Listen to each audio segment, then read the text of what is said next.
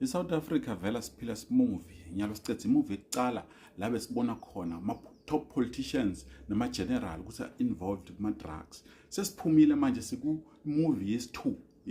Imovie lebayibita ukuthi obsessed lokuthi umuntu atende wena mara angavumi ukuthi utenda wena. Kunalumisisi uthi bita ngokuthi rural Zulu girl stylist. Utenda lamizi khona la ku TikToks nangale ku Instagrams nakubo Twitters. Solo utenda lamizi uthenga amarogo lafana na alamizi uphoza njengalamizi nakathatha sithombe uze wafuna nasesi lofana nasesi walamizi waba naye la uhamba naye lokuthi ungathi ngilamizi nakavela bamscreamela lamizi athi lamizi izibuni zakho my baby akafuna umbide ngalamizi uyakwata perhaps but konke la kwendako ithathu ufake exactly le lamizi uthi yena lamizi nguye lokope kuye ngoba yena mdzala kulamizi uthi ngimdzala mina kulamizi lamizi ukope kimi and akayekele lendo la yendako le hairstyle le akayikhiphe i hairstyle yami yacalwa ngimi but na uthi uyabuka ngale muva ngoba lamizi uphendulile aletha ubufakazi bekuthi hayi wona sesi umuntu wacala wena watenda umuntu child sho ukuthi wahluleka nyalo so utenda mina uthi no wena lamizi ngicela uthiyekele lento leyo bathi vele nyalo ubusy ufuna iboyfriend lifana nakhulichana ukuze ukuthi le family yakhe ikhona ukuthi iphatheke kahle ifamily yakhe ikhona ukuthi ibe right vele yena uthi no ngingilamizi mina and ngangifana sinalamizi mara mabamscreamela abantu uyajabula umscreame nema ashutha ipose yakhona ulamizi naye ngathi soyafuna kufunza ku DJ ukuze ukuthi batombuka bathi unakudlula lapha ku Metro FM afuna ukuthi bammemede thola ukuthi no basabhizi basakada abamnaki kakhulu perhaps but ukhona la lo sesiloye uyaphika uthi no lamizi ngicela uhlukane nalendo yokutenda mina angisinguwe ene wena angeke uvuke ube ngimi mina lo sisi ukhona la muhle futhi ucinile unabo lokuthi agcine kusilise isikhathi nakafuna ukutenda tomboy uyatenda yena perhaps umuntu lo tshintsha so ingwiji khwebu ukhona la ku TikToks so na ufuna ukuthukwa nje uva ngathi uborile ngathi kunomuntu longafuna ukuthi akuthuke hamba lapha ku video yakhe ufike uthi nethi lamizi udomuva utakuthuka athi my baby yes my baby perhaps khona la. How do you spend years copying someone entirely, copying their hair, their tattoos and the placements, their outfits, memorizing their signature poses so that you can use them for your videos and TikTok and gain your clout and gain your following because people think you are that person. And suddenly now you've grown your page, you've grown your following, you've gotten the clout you needed. You have the nerve to be insulting people and in a way that person when people mistaken you for them, when you are the one who spent years copying them. Like, this is their signature look and you copied it, because you copied them, you were trying to look like them. Yet when people pointed out that you look like this person, suddenly it is a problem. Is that not strange? I find it so strange how impersonators copy someone. They spend years copying people. And then at the end, they end up despising that person. Is that not strange to you guys? Isazisavelela South Africa. Nangumuntu la, sikhulumeni. But rural ban uzenzulamizi akuyona inkinga kuyenzeka ukuthi uthanda celebrity and feel like ufuna ukufana kancanyana naye kodwa le yenza uye inoku-psychopath ngaphakathi ngoba ufuna ukufana nolamizi aze agcoke njengoba ulamizi agcoka a few years ago beyangana full sleeve yama-tattoo aze ayenze full sleeve yama-tattoo I think esandleni esi1 nesikalamizi so ziyenzeka lezi zinto khona amaGucci wase Diamond Walk khona amaGucci wase Marabastad nase China what nase Nibiza Small Street but inkinga icala la when this woman mase baqala bathi bambiza ngolamizi uthuka abantu and into ebuhlungu ngabazali so ubufuna ufana nolamizi abantu sebakuthatha njengolamizi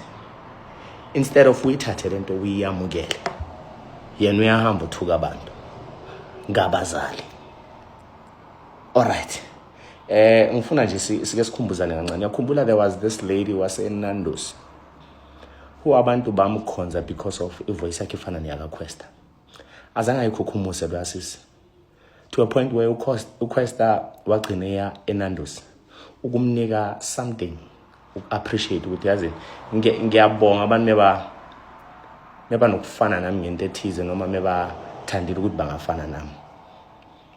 So lo niyamkhumbula usinyaka mekathi rekile derasa rekile macha uLamizi wakuteni uLamizi wase Small Street uLamizi wakuMarabastad. And the funny part is uLamizi beyangayilwisi lento. It's not like uLamizi ubengayiboni. Uyasho nayo uLamizi uthi at some point this lady ubemtheka. So if ubuyiphatha kahle, I believe ukuthi uLamizi would have probably at some point ambize nje, you know, isifiso sakho sikasifezeke ngithatha izithombe mhlambe naye nani. But the minute uLamizi realize ukuthi usuthuka abantu for lento wena oyidalele yona, obviously lento seyenza ukuthi adume ajwayeleke ifollowing yakhe bese inkulu. But manje yabona mebathi umuntu dawa spotlight basho lo maplazini, and then iba worse mase kaqala athi ngafika qala kunakuLamizi. Yini engayenza uLamizi uyicelebrate? Yini engayenza ukuthi uLamizi afuna ukuyoclona uPlasmi? Umfazi wasemaplazini uLamizi athi mina awuthi ngiswisha kancane. Pretorians abanayo wona diden. At all. Pretorians are known for, besides all these crimes and whatnot, lesela ba lebeta. Batho ba Pitori lesela ba lapara. Ba Leeds ba itse kopantshe. So na nore Lamizi a ka tloha anya go tshwantsha le Plasmi o ithutang lesela ka jeng. Daichera emenyana. And one thing Lamizi wa itse re ke celebrity. One. Aka sa rate ke batho botlhe. But I can honor Lamizi aga no tsena mo commenting a roa batho ira. That can why it's besides when you go to Lamizi, let it dangerous for Lamizi. Umuntu afuna ukufana nawe ncamashi, from clothes, tattoos, hairstyle.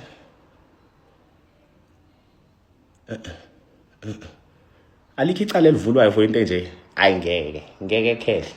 Lo muntu uyi photocopy enengacertify wanga. Cela ufuna ukuyiphakamisa. Angazi abantu abamfollowayo abacabanga.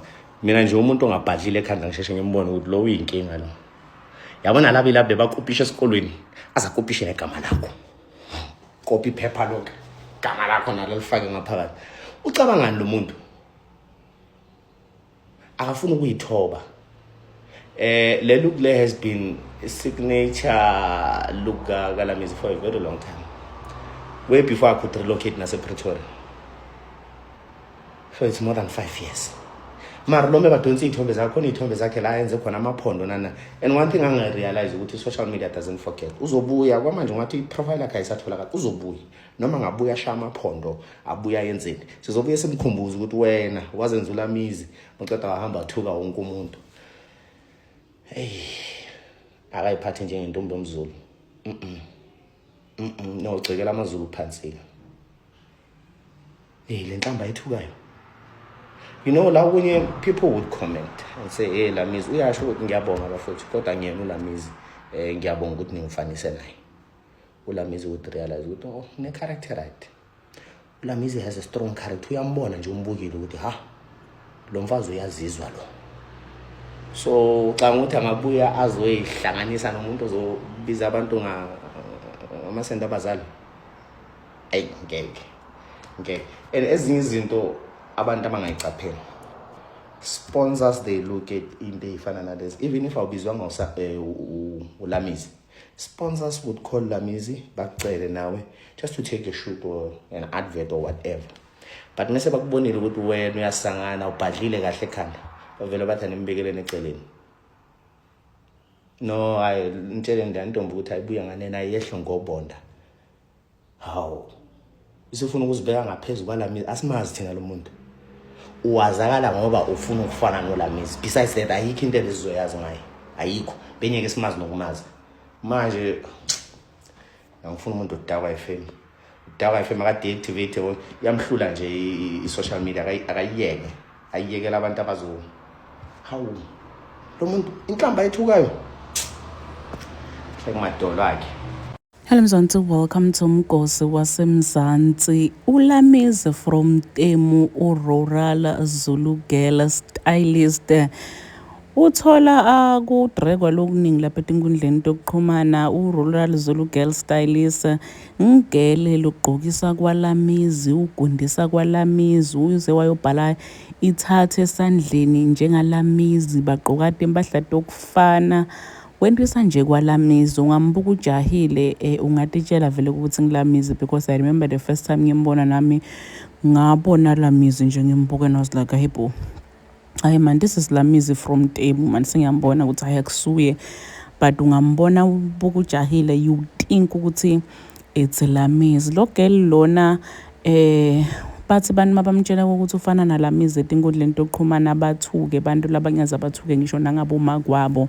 And people are saying ukuthi you cannot copy style as someone uziyobhala amathathe esandleni njengaye bese abantu mabathi ufana naye bese uyakwada. Kani akusiyo leyo into leyo ufuna ukuthi vele ubukeke njengaye. So uthe ebantwini yena mdzala kulamizi le style sakhe lesi sakudzala lamizi kope kuyo lamizi uthi no sis, mina kudzala ngiyenta into lesona kudzala kunemathathu, wena amathathu akwabhala nyalo, wena the way uphila ngakhona wenda nyalo, ukugunda kwakho ugunda nyalo, because this lady is claiming ukuthi mdzala kulamizi lamizi nguyela kopele yena, but ngisho ukugqoka ngiyafana uthi lamizi ku-girl wena uqale watenda moonchild, shothi udlulekile kutenda moonchild, wabona ukuthi udokhona kutenda mina, so utenda mina, but ubathukelani bantu uma ebathi ufana nami, because ngiloko nawo lokufuna ukuthi lamizi at first bekayibona lento naye imchaza ukuthi kusho ukuthi ngi-inspiration yabo, sho ukuthi abantu ngiyaba-inspire, but hayi kwagele